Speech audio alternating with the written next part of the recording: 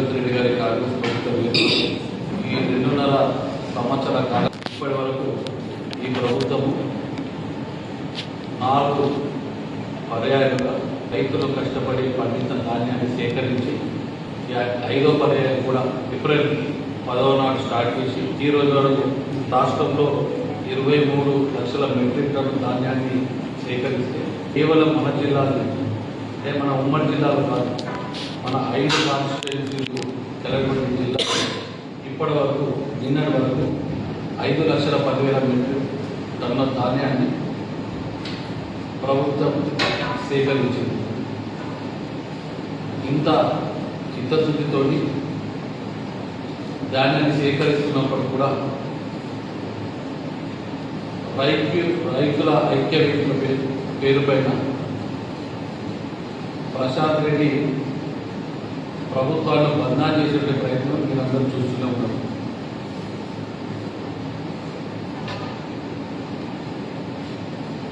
గతంలో మేము 23 అధికారంలోకి వచ్చిన తర్వాత రాకముందు టీఆర్ఎస్ పార్టీ అప్పుడు ప్రభుత్వంలో ఉండగా వాళ్ళు 6వ నెల కూడా ధాన్యాన్ని సేకరించినటువంటి రికార్డు మా దగ్గర ఉంది. 22వ సంవత్సరంలో Mortar society, Palek society, Donpal society, Timmapur society, Vaddya society ఇవన్నీ కూడా అంటే 22వ సంవత్సరంలోనే కాకుండా 21వ సంవత్సరంలో అదేవిధంగా 23వ సంవత్సరంలో కూడా నిర్ణయిన తర్వాత అంటే మెరుగు మనం కొత్త పంట వేస్తాం. మెరుగైన తర్వాత కూడా ధాన్యాన్ని సేకరించినటువంటి ఇక్కడ ఆధారాలు మా ముందట ఉన్నాయి. ఇవన్నీ కూడా మీకు ఇవ్వబోతున్నామో తెలియజేస్తాం. పాల్గొండ రైతాంగం తెలంగాణ రైతాంగంతో కూడా ఆలోచించాలి.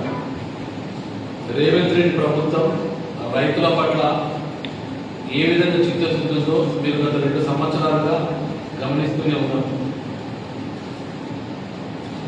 ఈ కాంగ్రెస్ పార్టీ అధికారంలో రాకముందు విచ్చలవిడిగా కడత రూపంలో ఆ రోజు ఉన్నటువంటి చైర్మన్లు రైతులను దోసుకొని తిన్నటువంటి విషయం మీ అందరూ కూడా తెలుసు. మేము ఇప్పటికీ ఈ కాంగ్రెస్ ప్రభుత్వం ఇప్పటికీ 4 పర్యాయాలుగా రైతుల ధాన్యాన్ని సేకరించినప్పటికీ కిలో కడత లేకుండా కూడా ధాన్యాన్ని సేకరించిన విషయం మేము ప్రత్యేకంగా చెప్పాల్సిన అవసరం లేదు. మీకు తెలుసు, బాగుంట ప్రజానికానికి తెలుసు, నిజామాబాద్ ప్రజానికానికి తెలుసు, తెలంగాణ ప్రజానికానికి రైతాంగానికి తెలుసు. మరి ఇటువంటి సందర్భంగా ఈ విధంగా రోడ్లు ఎక్కి రైతు ఐక్యవేదిక పేరు మీద టీఆర్ఎస్ పార్టీ ధాన్యాలు చేయడం ఇంతవరకు సభలో ప్రశాంత్ రెడ్డి గారు ఆలోచించుకుంటే బాగుంటుంది.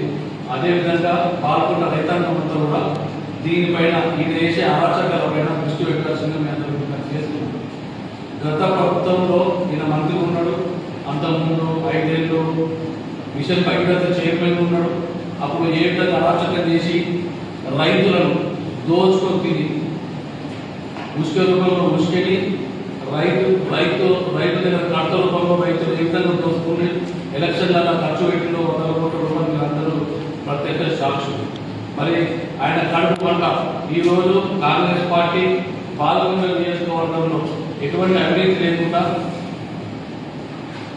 ప్రజలకు పారదర్శకంగా పాలన అందిస్తుంది కనుక ఆయన కడుపు మంటతోని ఏ విధంగా ప్రభుత్వాన్ని బదనాం చేయాలనే ఆలోచనతో ఒక దురభిప్రాయంతో ప్రజలను రెచ్చగొట్టే ప్రయత్నం చేస్తున్నాడు. పాల్గొన్న నియోజకవర్గ ప్రజల రైతాంగాన్ని విజ్ఞప్తి చేస్తున్నా, మీరు గత 4 పంటలు ఏ విధంగా ఎంత పారదర్శకంగా ఎంత చిత్తశుద్ధితో ధాన్యాన్ని సేకరించిందో మీరే ప్రత్యక్ష సాక్షులు. అంతకుముందు వాళ్ళు ఏ విధంగా దోపిడీ చేసిందో మీరే ప్రత్యక్ష సాక్షులు. రెండుటి మధ్యలో టీఆర్ఎస్ ప్రభుత్వం ధాన్యం సేకరించిన విధానం, మరి కాంగ్రెస్ ప్రభుత్వం ధాన్యం సేకరించిన విధానం మీరు ప్రత్యక్ష సాక్షులు కనుక ఆయన ఉచ్చులో పడకుండా టీఆర్ఎస్ ఉచ్చులో పడకుండా ఆయన చెప్పినటువంటి మాటలను నమ్మకుండా మీరు వాస్తవాన్ని ఆలోచించుకోవాలని చేస్తున్నాను. ఇది ధాన్యాన్ని సేకరించడం అంటే పట్టణంతో ఒకటే రోజు తీసుకో ఏప్రిల్ 10వ తారీఖున సేకరణ స్టార్ట్ అయింది. ఈ నెల ఇంకా ఇప్పటికి మాకు 30 రోజులు కూడా 20 రోజులు టైం ఉంది. వాళ్ళు జూన్లో ఉన్న ధాన్యం సేకరించిన ఆధారాలు మీకు ఇస్తున్నాం. అయినప్పటికీ సిగ్గు లేకుండా రైతులను ఏ విధంగా రెచ్చగొట్టడం, ప్రజలను రెచ్చగొట్టి ఎంతవరకు కరెక్ట్ ప్రశాంత్ రెడ్డి గారు ఒకసారి ఆలోచించాల్సింది మేము చేస్తున్నాం. రైతాంగంలో కూడా వీళ్ళ రుచిలో పడకుండా జాగ్రత్తలు ఒక మంచి ఉద్దేశంతో పార్టీ కాంగ్రెస్ ప్రభుత్వం చేస్తున్నటువంటి పనిని వాళ్ళ చిత్తశుద్ధిని అర్థం చేసుకొని ఈ యొక్క యాత్రాంగానికి రైతాంగం అంతా సహకరించాల్సిందిగా మీకు విజ్ఞప్తి చేస్తున్నాం. మీ అందరూ కూడా తెలుసు, గతంలో ధాన్యాన్ని సేకరిస్తే నెల రోజుల్లో కూడా డబ్బులు వచ్చేవి కావు. కానీ ఈరోజు ఇప్పటికే 1,20,00,000 ధాన్యాన్ని సేకరించి దానిని షిఫ్ట్ కూడా చేసి దాదాపు 200 కోట్ల రూపాయలు ప్రజలకు రిలీజ్ చేసిన సందర్భం మేము చాలా గర్వంగా చెప్తున్నాం. మీరు ధాన్యం సేకరించిన కేవలం 2 రోజులలో మీ అకౌంట్లో డబ్బులు పడుతున్నాయంటే ఈ ప్రభుత్వాన్ని చిత్తశుద్ధి ఏ పార్టీలో ఎంత గట్టి ఉన్నదో పాల్గొన్న రైతాంగం ఆలోచించి ప్రశాంత్ రెడ్డికి బుద్ధి చెప్పాల్సిందిగా నేను ఈ పాల్గొన్న రైతులందరూ కూడా విజ్ఞప్తి చేస్తున్నాను. మరి అదేవిధంగా ఒక వరి ధాన్యమే కాదు వరితో పాటు మక్కని, వరితో పాటు జొన్నని కూడా ఈ ప్రభుత్వం స్వీకరిస్తున్న విషయం అందరూ తెలుసు. మరి జిల్లాలో ఎక్కడ లేని విధంగా కేవలం పాల్గొండ నియోజకవర్గంలోనే మొక్కజొన్న కొనుగోలు కేంద్రాన్ని 13 కేంద్రాలని ఇక్కడ పాల్గొండ నియోజకవర్గంలో మంత్రితోని తుమ్మల నాగేశ్వరంతో మాట్లాడి ఇక్కడ 13 కొనుగోలు కేంద్రాలు ఏర్పాటు చేసినటువంటి విషయం మీ అందరూ కూడా తెలుసు, రైతులకు తెలుసు, ఇక్కడ విలేకరుల సోదరులకు కూడా అందరూ కూడా తెలుసు. మరి ఇంత చిత్తశుద్ధితో చేస్తుంటే అక్కడక్కడ లారీలు రావడం జాప్యమవుతుంది. ఎందుకు జాప్యమవుతుంది? ఇటు వరిని సేకరిస్తున్నాం, జొన్నని సేకరిస్తున్నాం, మక్కని సేకరిస్తున్నాం కనుక లారీలు రావడం కొద్ది ఇబ్బంది అవుతుంది. మరి ఈ సంవత్సరం కూడా అధిక దిగుబడి వచ్చింది, గట్టిగా దిగుబడి వచ్చింది. ఇంతకుముందు కన్నా దాదాపు 30% దిగుబడి పెరిగి జిల్లాలో ఈ సప్లై మేనేజ్మెంట్ కూడా ఇబ్బంది అయినటువంటి పరిస్థితుల్లో రైతులు పరిగణలోకి తీసుకోవాలి. మరీ ప్రత్యేకంగా కేవలం మా మీద అబద్ధాలు, కాంగ్రెస్ పార్టీ మీద అబద్ధాలు గొప్పల ఉద్దేశంతో ఈరోజు రోడ్లపైకి రైతు ఐక్య వేదిక పైన రావడం టీఆర్ఎస్ నాయకులు చాలా బాధాకరం. రైతులందరూ కూడా పెద్ద మనసుతో ఆలోచించాలా. వాళ్ళు నిలువరం అంటే ఎందుకంటే మాకు ఇంకా 25 ఛాన్స్ ఉంది ఇప్పటివరకు కూడా. అంతకుముందే రోడ్ల మీదకి ఎక్కాల్సిన అవసరం ఎందుకు వచ్చిందో ఒకసారి పాల్గొన్న నియోజకవర్గ రైతాంగం కూడా ఈ ప్రశాంత్ రెడ్డిని ప్రశ్నించాల్సిందిగా మీ అందరూ కూడా నేను విజ్ఞప్తి చేస్తున్నాం. ఆలస్యం అవుతున్న మాట వాస్తవం, ఉష్ణోగ్రతలు పెరిగిన మాట వాస్తవం, కొద్దిగా ధాన్యం సేకరణలో రైస్ మిల్లకు కూడా ఇబ్బంది అవుతున్నమాట వాస్తవం. నిన్ననే రైస్ మిల్లకు కూడా వెళ్ళి పరిశీలించడం జరిగింది, వాళ్ళ బాధని వినడం జరిగింది. ఇక్కడ అల్లూరులో కూడా నిన్న ఒక రైస్ మిల్కి వెళ్ళి రావడం జరిగింది. అక్కడ ఆయన ధాన్యాన్ని కోటా సేకరించిన తర్వాత కూడా మళ్ళా ఇంకొక 100% మళ్ళీ ఒకసారి కోటా రెండు అంటే ఒక్కసారి ఎంతైతే సేకరించాలో దానికి 200 ధాన్యాన్ని సేకరించిన పరిస్థితి చూసి మనకు ఇక్కడ ఇబ్బంది పడుతున్న విషయం రైతాంగం ఆలోచించాలి. నిజామాబాద్ జిల్లాలో 75 బాయిల్డ్ రైస్ మిల్లు ఉన్నాయి. ప్రజలందరూ కూడా పాల్గొన్న రైతాంగం అంతా కూడా ఆలోచించాలా. 75 రైస్ మిల్లు ఉంటే ప్రశాంత్ రెడ్డి మినిస్టర్ పుణ్యమాని 23 రైస్ మిల్లు అని కూడా డిఫాల్ట్ అయిపోయింది. అంటే గతంలో ధాన్యాన్ని సేకరించి డబ్బులు కట్టకపోవడం ప్రభుత్వానికి ఇప్పుడు వాళ్ళు ధాన్యాన్ని సేకరించాలని అర్హతను కోల్పోయారు. మరి దీనికి ఎవరు కారణం? ప్రశాంత్ రెడ్డి కారణం. ఒక్కసారి మనం ఆలోచించాలి. ఆ రోజు సొసైటీలను దోపిడీ చేసి సొసైటీల కమిషన్ తీసుకున్న టీఆర్ఎస్ పార్టీ నాయకులు ఈ రైస్ మిల్లులని కూడా ముఖ్యంగా బోధన ఎమ్మెల్యే కూడా అక్కడ బోధన ఎమ్మెల్యేకి సంబంధించిన రైస్ మిల్లు కూడా ఉన్నాయి. అంటే అట్లా అనేక విధంగా టీఆర్ఎస్ పార్టీ నాయకులు రైస్ మిల్లు ఏర్పాటు చేసుకొని రైస్ మిల్లను కాంట్రాక్ట్ చేసుకొని ధాన్యాన్ని సేకరించి ధాన్యాన్ని బయట అమ్ముకొని ఆ డబ్బును ప్రభుత్వానికి మళ్ళీ ఇక్కడ సేకరించిన ధాన్యాన్ని ప్రభుత్వం కట్టకుండా డిఫాల్ట్ అయ్యి ఈరోజు 23 రైస్ మిల్లులను కూడా ధాన్యాన్ని సేకరించేటువంటి అర్హతలు ఈ కోల్పోయిన కారణం ఎవరు? టీఆర్ఎస్ పార్టీ కదా. ఆ రోజు టీఆర్ఎస్ పార్టీ నిజామాబాద్ జిల్లాలో నడిపించింది ప్రశాంత్ రెడ్డి కదా. ఆ రోజు మంత్రి ఉన్నాడు కదా. ఫస్ట్ ప్రజలందరూ కూడా ప్రశాంత్ రెడ్డి ఈ 23 రైస్ మిల్లు ఎందుకు డిఫాల్ట్ అయ్యారు ప్రశాంత్ రెడ్డి జవాబు ఇవ్వాల్సిన అవసరం ఉంది. డిఫాల్ట్ కావద్దు, డిఫాల్ట్ అయితే రైతులకు ఇబ్బంది అవుతుందని చెప్పి కాంగ్రెస్ పార్టీ అధికారంలోకి వచ్చిన తర్వాత సుదర్శన్ రెడ్డి గారు గట్టిగా పట్టుబట్టి రైస్ మిల్ అన్ని కూడా రైస్ మిల్లర్ దగ్గర కూడా బ్యాంక్ తీసుకున్నది కాంగ్రెస్ పార్టీ. ఇంత చిత్తశుద్ధితో పనిచేస్తుంటే, ఇంత రైతుల పక్షాన్ని నిలబడుతుంటే, ఇంత ప్రభుత్వానికి ఇబ్బంది కాకుండా కాంగ్రెస్ పార్టీ పనిచేస్తుంటే ఈ రోజు ప్రశాంత్ రెడ్డి ఆరోపిస్తున్నాడు. ఏమని ఆరోపిస్తున్నాడు? రైస్ మిల్లర్తో కుమ్ముక్కైందని. నువ్వు కుమ్ముక్కైనావు కాబట్టి 23 రైస్ మిల్లర్ డిఫాల్ట్ అని. ఈ రోజు చిత్తశుద్ధితో ఉన్నాం కాబట్టి ఈ నాలుగు పంటల సేకరించినప్పుడు కూడా ఎక్కడ కూడా ఒక రైస్ మిల్ కూడా డిఫాల్ట్ కాలేదు. ఈ రోజు ఆ ఇద్దరు రైస్ మిల్ పండించుంటే ఈ రోజు జూన్ లో సేకరించినాం, మే జూన్ కాదు ఇప్పటికి మే 15 వరకే మొత్తం చివరి ధాన్యాన్ని సేకరించుండే వాళ్ళం. నువ్వు చేసిన పాపం, మీ పార్టీ చేసిన పాపమే ఈ రోజు ఇక్కడ బాగుంది. నియోజకవర్గానికే కాదు, నిజామాబాద్ జిల్లాకే కాదు, యావత్ రాష్ట్రానికి కూడా అడ్డుకున్న విషయం ప్రజలు గమనించారు. అంటే దానికి ఇటువైపు కూడా అంటే 75 రైస్ మిల్లు 23 డిఫాల్ట్ అయింది. కేవలం 52 రైస్ మిల్లు ధాన్యాన్ని సేకరించడం అర్హత ఉంది. ఇబ్బందులు ఎందుకు ప్రజలు కూడా గట్టిగా ఒకసారి ఆలోచించారు.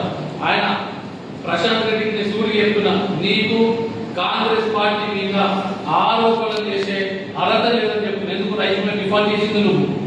ధాన్యాన్ని లేట్గా సేకరించి ఈ రోజు కాంగ్రెస్ పార్టీ చిత్తశుద్ధితో ముందు సేకరిస్తున్నప్పటికీ, డబ్బులు ఇస్తున్నప్పటికీ, అబద్ధాలతో చిల్లర దొంగలతో నీ గతంలో రైతులను దోపిడీ చేసినటువంటి సొసైటీ చైర్మన్లతో దోపిడీ చేస్తూ ఈ రోజు కాంగ్రెస్ పార్టీని బదనాం చేసే ప్రయత్నం చేస్తున్నావు. ఈ వాళ్ళ ప్రజానికం అంతా కూడా నీ డ్రామాలను గమనిస్తుంది.